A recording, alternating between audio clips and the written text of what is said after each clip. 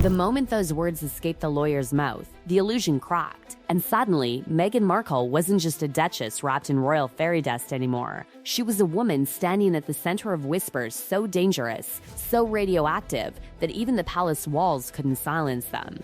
Because when Virginia Giuffre's own attorney publicly declared Meghan was in a position to perhaps have seen what he did, everything changed. That wasn't gossip.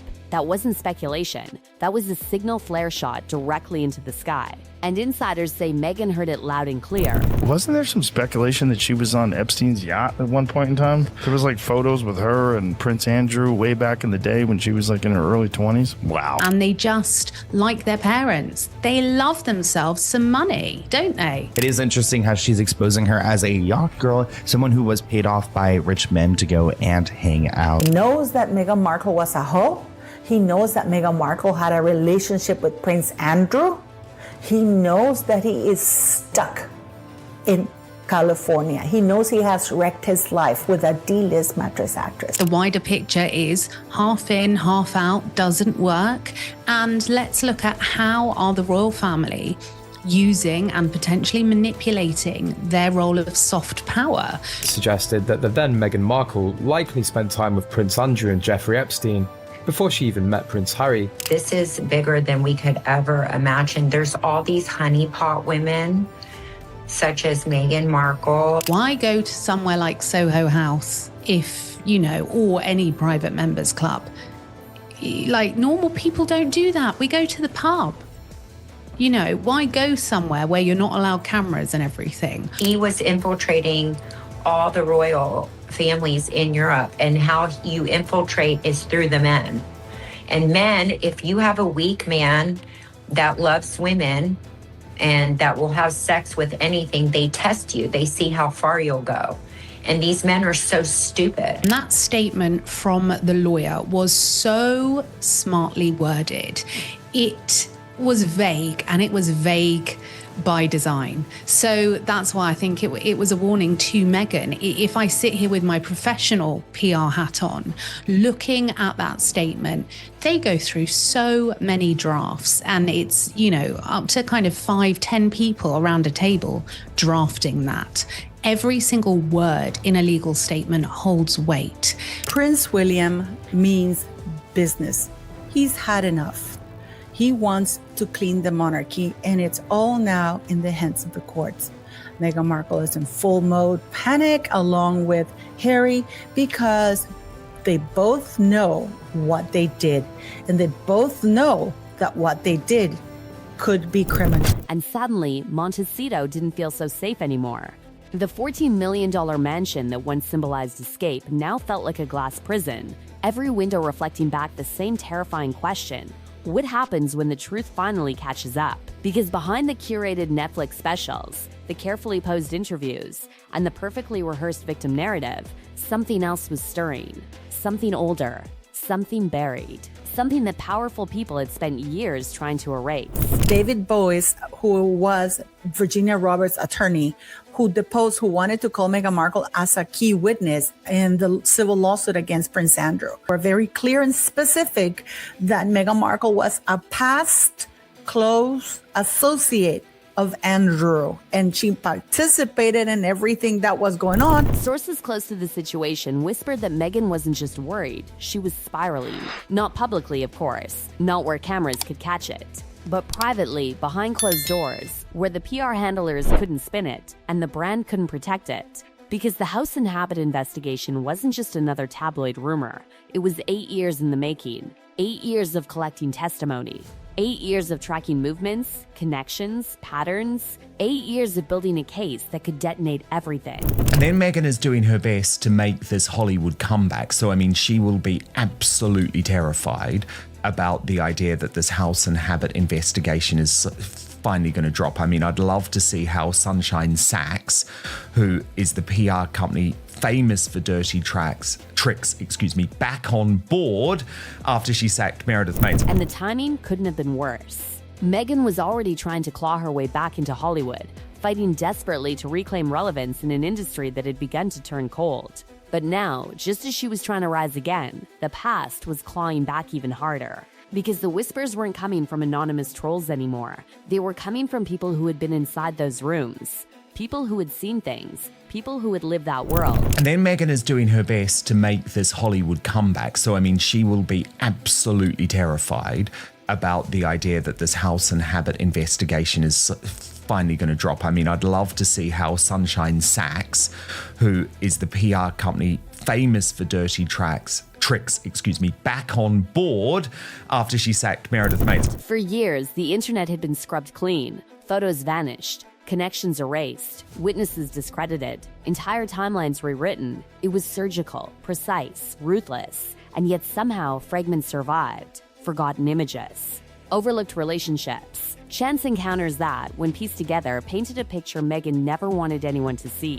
One of us has been quietly tracking the cover-up for 8 years. So again, these words really matter, Lauren, because what she is suggesting is that for 8 years, there has been a cover-up involving the truth of Meghan Markle. Jessica Reed Krause had been quietly assembling those fragments since 2018. Not loudly, not recklessly, but patiently, methodically. Like someone who knew exactly how explosive the truth could be if released too soon. She wasn't guessing, she wasn't theorizing, she was collecting.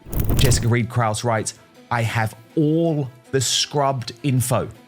Soho, Epstein connections, now that is clearly a reference to Soho House. And when she finally began teasing what she had found, panic spread like wildfire because suddenly words that had been buried for years were being spoken again. Soho House, Epstein, yacht trips, staff mistreatment, scrubbed photos, forgotten testimonies. It wasn't just a scandal. But this is a woman who drops truth bombs and always keeps the receipts. And for some time, she has been promising major revelations to come on Meghan Markle, on Meghan Markle's past. It was a pattern, and patterns are impossible to hide forever. Then came the detail that froze everyone in place. The photo. The caption. The implication that Meghan Markle herself had once been considered a potential witness in one of the most explosive royal scandals in modern history. Not because she was royalty.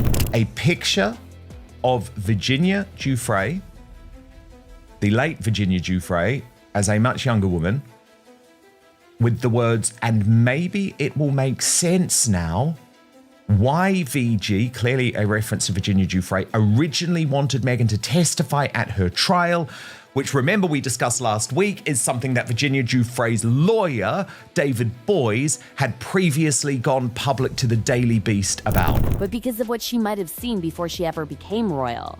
And then came Barbara.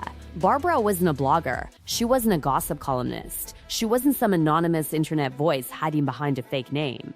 She was a Victoria's Secret model, a Vogue cover girl, a woman who had lived inside the elite circles most people only see through screens. She didn't observe that world from the outside. She lived inside it. She described parties that felt less like celebrations and more like transactions. Rooms filled with billionaires, celebrities, and young women who barely spoke English. Girls flown across continents for reasons no one dared explain openly. And when Barbara spoke, she didn't sound uncertain. She sounded haunted, because she had seen it with her own eyes. She talked about Soho House, not as a trendy members club, but as something darker. A marketplace disguised as luxury. A place where powerful men and ambitious women collided in ways the public would never fully understand. She described Prince Harry himself as a regular presence. Always there, always part of the scene, always surrounded by the chaos. She described Ron Burkle, the billionaire behind Soho House. A man whose influence stretched across Hollywood, politics, and royalty itself. A man whose name appeared again and again whenever investigators started pulling threads. And then came the yacht photos. August 2016. Meghan Markle smiling, relaxed, comfortable, surrounded by friends, including Karina Shuliak, Jeffrey Epstein's own girlfriend at the time, the same Karina who had traveled extensively with Epstein. The same Karina whose presence connected Meghan's timeline to places and people she had never publicly acknowledged. The location wasn't random. It was St. Bart's, just 120 kilometers from Epstein's private island. That wasn't speculation. That was geography. Barbara recognized the faces instantly, recognized the environment, recognized the dynamic, and her reaction wasn't curiosity. It was recognition. Because she had lived that life, she knew how those trips worked, she knew what those invitations meant. And suddenly, Meghan's carefully constructed origin story didn't feel so clean anymore. Because before the palace, before the titles, before the fairy tale wedding watched by billions, there had been another life. A life filled with connections Meghan rarely spoke about. Connections that now refused to stay buried. Connections that investigators were finally bringing back into the light. And inside Montecito, Meghan could feel it. The walls weren't just closing in, they were remembering. And the deeper investigators dug, the more the fairy tale began to unravel, not with a loud explosion, but with a slow, suffocating collapse. Because behind every glamorous photo, behind every red carpet smile, behind every carefully polished interview answer, there were gaps. Strange gaps, missing hours, unexplained trips, relationships that existed briefly in public and then vanished like they had never happened at all. The yacht photos were only the beginning. Because once those images resurfaced, people started asking the question no one had dared ask before. Who exactly was Meghan Markle before Prince Harry? Not the version told in glossy magazine interviews, not the version sold in Netflix documentaries, but the real version. The version that existed in elite clubs, private parties, and invitation, only worlds where influence mattered more than fame, and proximity to power meant everything. Barbara had seen that world up close. She understood how it operated. She described how young actresses and models were often invited to events not because of their talent, but because of their potential usefulness. How invitations appeared suddenly, how flights were arranged without explanation, how introductions were made quietly, strategically, deliberately. And when she was shown images of Meghan in those same environments, her reaction wasn't shock. It was recognition. She described Soho House as more than just a social club. It was a gateway, a filtering system, a place where powerful men and ambitious women crossed paths under carefully controlled conditions, where careers could be made overnight or quietly destroyed just as fast. And Meghan, according to insiders, wasn't just a visitor. She was deeply embedded in that ecosystem. Her closest friend, Marcus Anderson, wasn't just another acquaintance. He was one of the most powerful gatekeepers inside Soho House, a man whose influence stretched across continents. A man who knew exactly which doors to open and which ones to keep closed. And it was Marcus, insiders say, who helped orchestrate Meghan's introduction to Prince Harry. Not by accident, not by coincidence, but by design.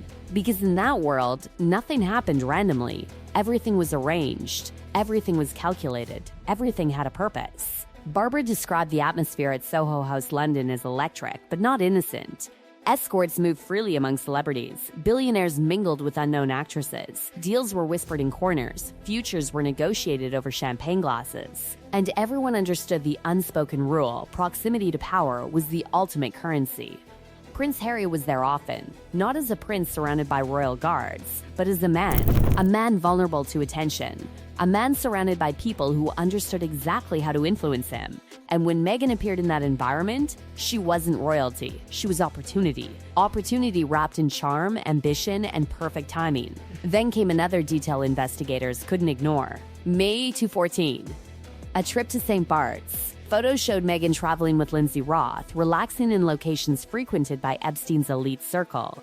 In one image, investigators noticed something chilling in the background: the tail number of a private aircraft reportedly linked to Epstein's operations. It wasn't confirmation, but it was proximity, and proximity alone was enough to trigger alarm. Because proximity creates possibility, possibility creates questions, and questions create fear. Fear that timelines might overlap in ways no one expected. Fear that connections might exist beyond what had ever been publicly acknowledged. Fear that the carefully curated narrative of Meghan Markle's rise might not be the full story. Barbara described how easily women could be drawn into that world, how invitations felt flattering at first, exclusive, exciting, how young actresses were made to feel special simply for being chosen. But beneath the glamour, she said, there was always an unspoken expectation. Nothing was free, everything had a cost. And the most disturbing part wasn't how obvious it was how normalized it had become. She described how billionaires funded apartments, how expensive gifts appeared without explanation, how loyalty was quietly purchased, and how silence was often the price of continued access. When asked directly about Prince Andrew, Barbara didn't hesitate. She had seen him, frequently. She described how he maintained relationships with young models, how he provided financial support, how he appeared regularly in the same elite social circuits Meghan had once moved through. And suddenly, the lawyer's words echoed louder than ever. Meghan was in a position to perhaps have seen, perhaps have heard, perhaps have known. Those words weren't accusations, they were possibilities. Possibilities that investigators couldn't ignore. Possibilities that Meghan herself couldn't escape. Because even if she had done nothing wrong, proximity alone made her part of the story. And the timing of everything made it impossible to dismiss. Because just weeks after those yacht photos, Meghan met Prince Harry. Weeks, not years, not decades, weeks. And from that moment forward, her life transformed instantly. From unknown cable actress to royal girlfriend, to duchess, to global icon.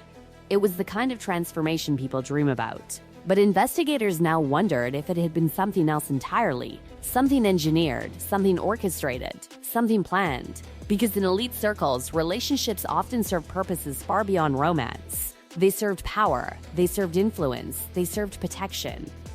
And protection was exactly what Meghan seemed to gain the moment she entered the royal family. Because suddenly, the questions stopped. The past went quiet. The internet grew cleaner. The narrative became simpler, safer, more marketable. But now, after years of silence, the past was speaking again. Jessica Reed Krause wasn't backing down. Barbara wasn't retracting her statements. Witnesses weren't disappearing anymore. And insiders whispered that even more evidence was coming. More photos, more testimony, more connections, more truth. Inside Montecito, Meghan could feel the shift. She had spent years building an identity carefully designed to withstand scrutiny. Every interview rehearsed, every appearance calculated, every statement filtered through layers of legal and PR protection. But protection only works when the past stays buried. And now it wasn't buried anymore.